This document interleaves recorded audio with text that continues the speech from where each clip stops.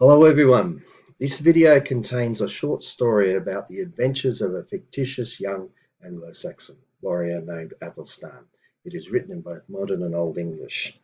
I'm producing these short stories so that people of all ages can learn the language.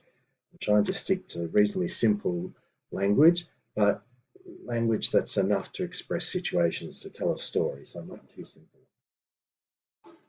Okay, so this is meant to help everybody learn, along with everything else on the channel. Okay, now what I'm going to do is I'm going to read you the whole story of modern English, just so that you know what to expect, where it's coming, where everything's going, and what it's about. That'll help you relate it to the Old English when the Old English appears. All right, so let's start. Listen, in ancient times in Old English, there was a valiant man named Athelstan. Athelstan was agile and clever, with fair locks and brown eyes. He loved the earth and the abundance of wondrous wonders. Athelstan often wandered through his homeland, and he greatly desired to discover new lands. But one day, when he awoke, a wanderer appeared to him. It was a portent of noble fortune, splendid and shining, and it beckoned him to an army. With weapons and provisions, the warrior Athelstan sailed across the sea, leading his army to a new kingdom, where wonders and beauty abounded. They hunted in dense forests where elves and dwarves spoke, and dragons flew overhead. There he realized that hares swam in rivers and wild animals ran freely. Athelstan and his army arrived at a mountain where unknown crafts and magical symbols were. There he encountered an old wise woman who knew all things, and she granted him a tribute. Thus Athelstan and his army travelled around the realm and explored the land, where the Book of Knowledge spoke to him.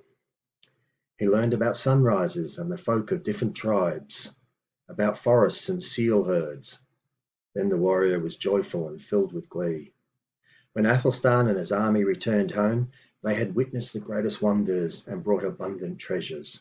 They began their feast and celebrated in great glory, and they became celebrated as seal bearers, as was fitting for them. Okay, so you can try and keep that in mind as we go, and and try and relate all that to the Old English that you encounter shortly. All right, so Story of Athelstan, Story of Athelstan. Now, all the images used in here, bar this one, have been generated by AI, Microsoft AI. This is the only one I've searched around on the internet for. I give credit here to Pinterest for that. I managed to find that in Pinterest. And that's the only one that's not generated by AI. The rest are all generated by AI. All right, so let's start in Old English. And you'll notice that the modern English translation is underneath. Hawat on aldum dachum, on eldum Englishum, was kena wer Athelstan, Yahatem. Athelstan was harada and galeoa, mid firerum locum and brunum eachum. He lovede Æðelstan and thas wundere lichan and wundere fella. Athelstan oft gewod thurch ut his Æthel, and he Mitchell luster to Fandiana, Nieuweland. Ac ana dai, tha he awoke, a tiawade, se weia fernd to him. Hit was takna athale yivethe, ja atolicha and shinenda, and hit he to herje yalada. Mid wapnum en verch nestum, se guthberen Athelstan selode over sa, ladende his herre to nieuwe riche, thar wundere en fire nesse abuton.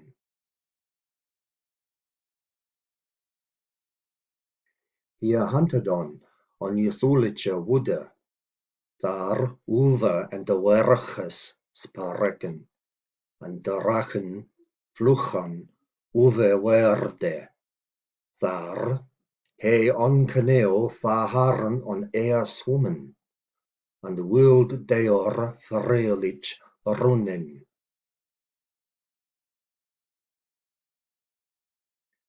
Athelstan and his heir kom on to Arnmunte. Thar uncútha craftis, and undorlicha runstavas waron. Thar meta an eld wis weith, the thing cútha, and heo him selda gould. Thus Athelstan and his heir foron wurft them riche and razadon thonaland, thar to canauenesse bok to him saparak. He learnade upgang and theode folk myther, world and selk herode. Tha je beon se guthbern belida and fulda mid galeo. On Athelstan and his heir hamweard je windon, hier heb don farmast en wonderroe je seon, en berocht on Mitchell ne gara sumas.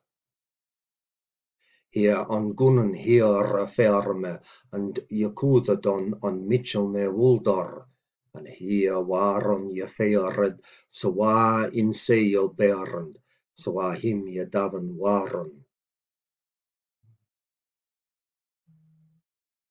Or what? So, and listen the end. Okay. Now, a couple of things that you may or may not have noticed that may come up when you replay this back, perhaps, or when you have a look at it. You have a few questions you might wonder about. So I've picked out a few things that might come to mind. And I've treated them as questions. So let's have a look at this. So first question, which is correct in Old English? I went to ChatGPT about this. Which is correct in Old English. So I'm just showing a bit what ChatGPT can do because there's quite a bit of data behind it. So it can access probably a lot more information, text, and information than you and I can. And it has immediate access to it. Okay, here's which is correct in Old English. Hawat on Aldum Dachum on Eldum Englishum Waskena Child Yahartan Athelstan. Or, let's try a different order. Notice the Yahartan is second from the end. It's a verb, and it's in the infinitive form, Yahartan, but in the past participle form. Sorry, my mistake. Past participle form there, because this is referring to something in the past that's completed and it's ongoing. Okay, it's a fact that remains true. So the perfect present, if you like. What about, is it correct? I wanted to see what ChatGPT thought of that. If we took the verb and put it at the very end where we'd expect it and put Athelstan in the second last place. So it becomes Hawat on Aldum Dachum, on Eldum Englishum, Waskena Child Athelstan Yahartan. Now, that's what you'd expect, the verb at the very end, the past participle form of the verb at the very end. Okay, let's have a look.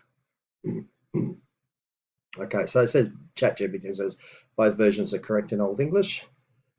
The difference lies in the placement of the name Athelstan. In Old English, word order is more flexible than in modern English, and the placement of the name can be either before or after the verb Yahartan, meaning called or named. Both versions convey the same meaning and are grammatically valid in Old English. So when you do look through text, you'll often find the verb at the end or very near to the end. But if it's not at the end, it's often like the second last place. And often it's you'll find in looking at different texts, it's something like a name will appear at the very end. Okay? But anyway, generally expect the verb at the end. All right?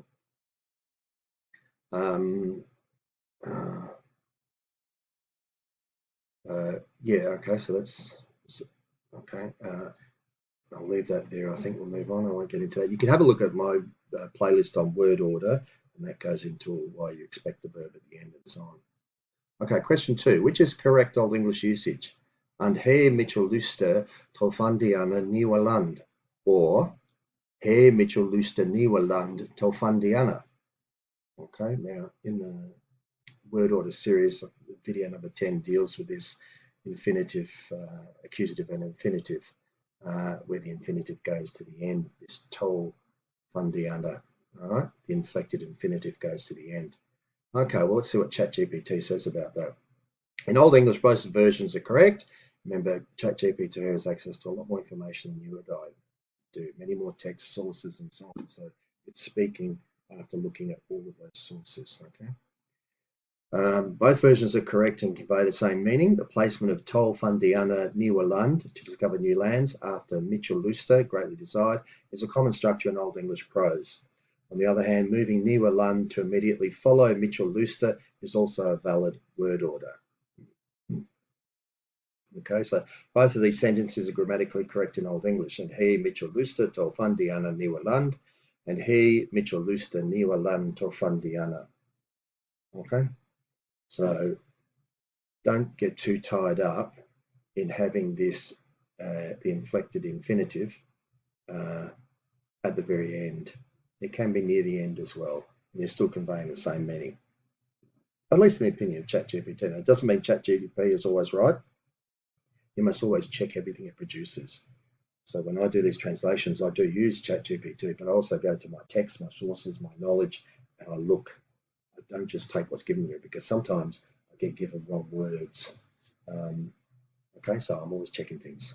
All right, next one. Number 3, what is the difference between thar, he on canal, tharharen, on air woman, and the other form is thar, he on canal, tharharen, woman, on air. Okay, so notice there's been some swapping on air, woman, or woman on air. Okay. Now, both sentences have the same meaning and convey the idea that the person, he, realised that hares were swimming in the river. The difference lies in the word order. So, thar he on canal, thar haren on air woman. In this sentence, on air comes before swimmen, emphasising that the hares are swimming in the river. Okay. So, we're emphasising the river, okay, in which they're swimming. And then thar, he on canal, thar haren, woman on air. In this sentence, the woman comes before on air, still conveying the same meaning, but with a slightly different word order. Both sentence structures were used in Old English, and they are both grammatically correct. The choice of word order often depended on the poet's preference, the metrical constraints of the verse, or simply variations in regional dialects. Okay, so there's a good deal of flexibility in word order, so don't get too tied up in word order. Can you please give me all the question 4? Can you please give me all the allowed possible word order variations of this sentence? Thar, that's the last sentence from the previous slide. He on canal, thar haran on air, a woman. In the West Saxon dialects of Old English that have the exact same meaning. And then I was a little bit surprised on what's come back here.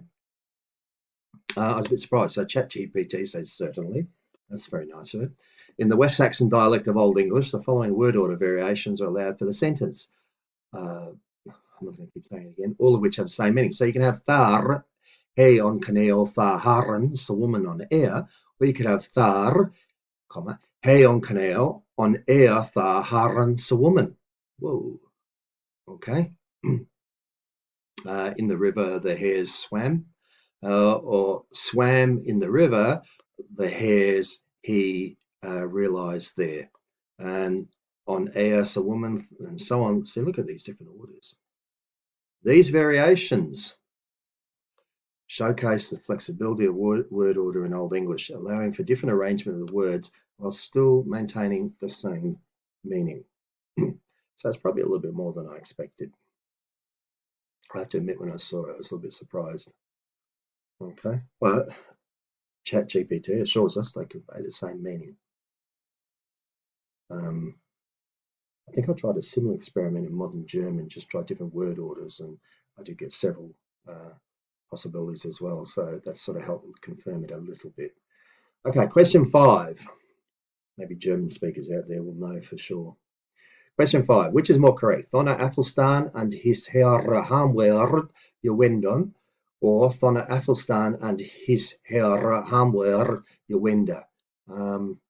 So notice here I've got Jewendon, third person singular past tense, and this is, what do I have?